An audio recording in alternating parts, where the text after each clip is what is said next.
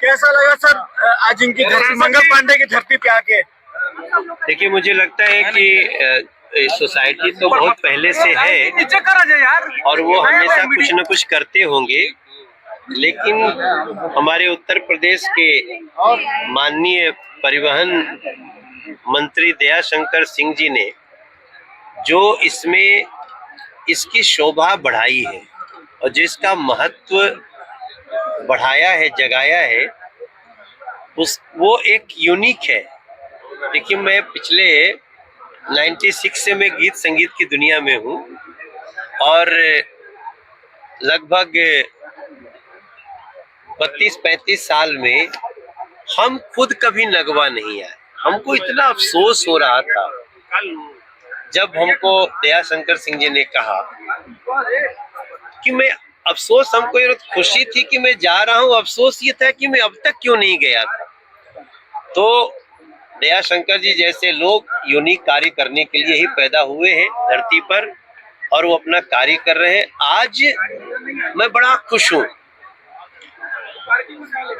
यहाँ का जो रोमांच हम महसूस कर पा रहे हैं कि यार ये वही गांव है जहाँ जन्मे एक मंगल पांडे ने, अंग्रेज जिनके राज्य में कहा जाता था कि कभी सूरज डूबता ही नहीं था, उसकी जड़ें हिला दी, नींव हिला दी। और उन्हीं के नींव हिलाने के बाद भले वो शहीद हो गए, भले वो 8 अप्रैल को फांसी की तख्ते पे झूल गए, लेकिन शहीद मंगल पांडे जी ने पूरे देश को जगा दिया। कहीं झांसी की रानी जागी, कहीं तात्या टोपे जागे, कहीं चंद्रशेखर आजाद जागे, कहीं भगत सिंह जागे। ये सबको जगाने वाले और स्वतंत्रता की जो लौ जलाने वाले मंगल पांडे जी के हम गांव में हैं। ये सोच सोच के अभी मैं 1 महीना तक पता नहीं क्या क्या लिखूंगा, ऐसा मेरे मन में।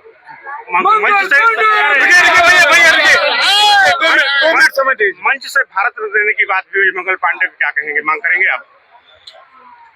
मैं तो अच्छा, मेरे सामने तो ये बात नहीं आई, तो थोड़ा मैं लेट हो गया था, मगर ये बहुत वाजिब मांग है। मंगल पांडे तो भारत रत्न है ही, और अगर दयाशंकर भाई इस बात को आगे बढ़ाते हैं तो हम लोग भी इसमें शामिल हो जाएंगे। मंगल पांडे जी को अगर भारत रत्न न मिले तो किसको मिले? तो अगर ये यहाँ की भावना आई है, वैसे तो मैं बताऊं, मंगल पांडे जी भारत रत्न से बहुत ऊपर है। फिर भी सम्मान तो सम्मान होता है। आज के बाद हम इसके लिए आवाज उठाएंगे। इससे अलग अगर बात की जाए तो आज ममता बनर्जी ने कहा है कि बीजेपी बंगालियों के खिलाफ है और ऐसे दो विषैले सांपों से और कोबरा से बच के रहना चाहिए। देखिए, पूरा पश्चिम बंगाल न ममता दीदी को एकदम किनारे कर देगा सत्ता से। इन लोगों ने माँ, माटी, मानुस तीनों को रुला दिया है। वहां कोई अपने मंदिर में पूजा नहीं कर सकता खुल के, अपने त्योहार मनाने के लिए उसको तमाम साजिश, मतलब उसके खिलाफ साजिशें हो जाती हैं। अब ममता दीदी जा रही है और भाजपा आ रही है और वहां पे भी कानून का राज होगा, भगवा लहराएगा और उसके फ्रस्ट्रेशन में जितना कुछ निकल रहा हो निकलने दीजिए। हमें दुख तो इस बात का है कि इस लोकतंत्र में सबको अपनी बात कहने का अधिकार है। एक कांग्रेस पार्टी है और एक ममता दीदी है। ये लोग देशभक्तों को जहरीला सांप बोल रहे हैं और इलीगल घुसपैठियों को, जो रोहिंग्या बांग्लादेशी इलीगल घुस के आते हैं, उनको ऐसे खातिरदारी करते हैं जैसे पता नहीं उनके कौन से करीबी लोग आ गए। तो अब ये पश्चिम बंगाल से ममता दीदी का शासन का अंत हो जाएगा। ये मैं आपको पिछले 10 दिन तक वहां प्रचार करने और लगभग 18 सभा करने के बाद बता रहा हूँ। एक और ममता बनर्जी का एक और बयान आया है। उन्होंने कहा है कि बीजेपी को वोट देने का मतलब है कि हम मीट मांस नहीं खा पाएंगे। उत्तर प्रदेश में खाली शाकाहारी लोग रहते हैं क्या? उत्तर प्रदेश में किसी के खाना खाने पे प्रतिबंध है क्या?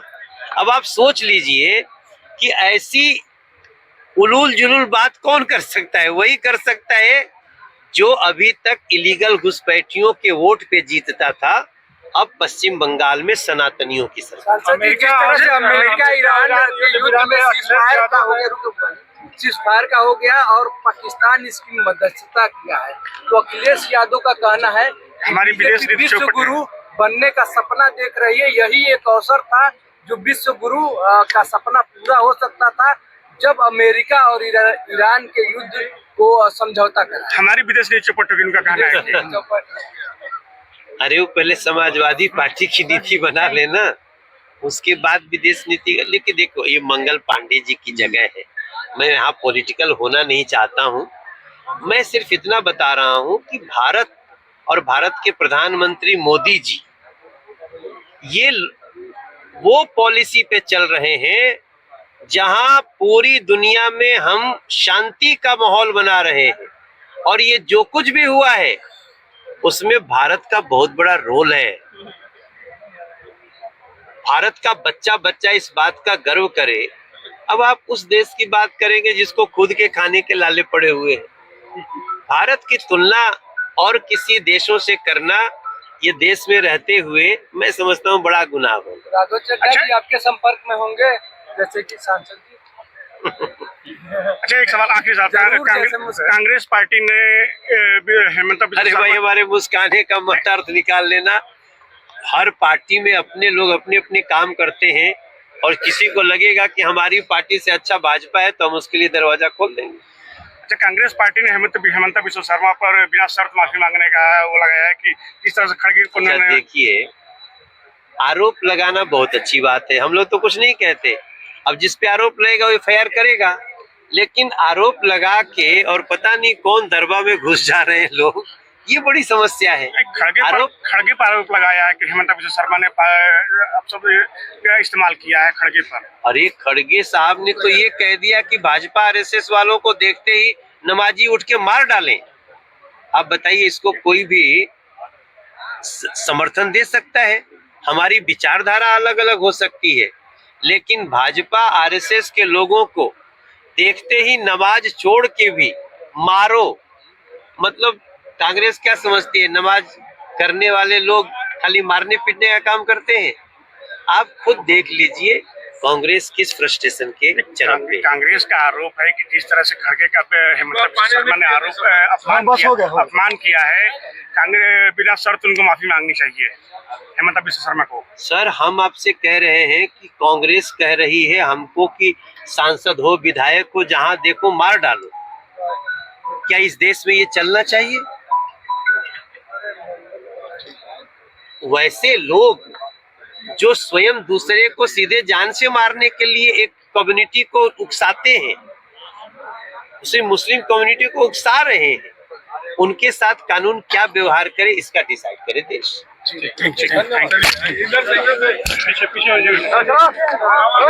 यू।